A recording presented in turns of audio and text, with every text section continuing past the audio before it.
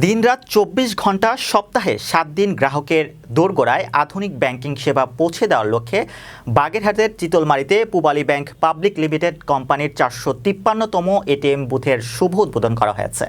চিতলমারী প্রতিনিধি জানান, সোমবার বেলা ১২টায় চিতলমারী থানার সামনে পূবালী ব্যাংকের নিচতলায় ফিতা কেটে ও গোলাপের পাপড়ি ছিটিয়ে এই বুথের উদ্বোধন করা হয়। প্রধান অতিথি হিসেবে এটিএম বুথ উদ্বোধন করেন খুলনা অঞ্চল প্রধান উপ মহাব্যবস্থাপক মোহাম্মদ মুশফিকুর রহমান। পূবালী ব্যাংক বাগেরহাট শাখার সহকারী মহাব্যবস্থাপক KM রাসেলের সভাপতিত্বে এ সময় বিশেষ অতিথি হিসেবে উপস্থিত ছিলেন খুলনা আঞ্চলিক কার্যালয়ের সহকারী মহাব্যবস্থাপক মোহাম্মদ ফরিদ আহমেদ, চিতলমারী থানার ওসি মোহাম্মদ ইকরাম হোসেন, পূবালী ব্যাংক চিতলমারী উপশাখা ব্যবস্থাপক ও senior principal officer Mohammad Morshed Alam, ভবন মালিক মোহাম্মদ মফিজুর রহমান, ঠিকাদার ও সাংবাদিক মোহাম্মদ তাহিদুর রহমান বাবু প্রমুখ।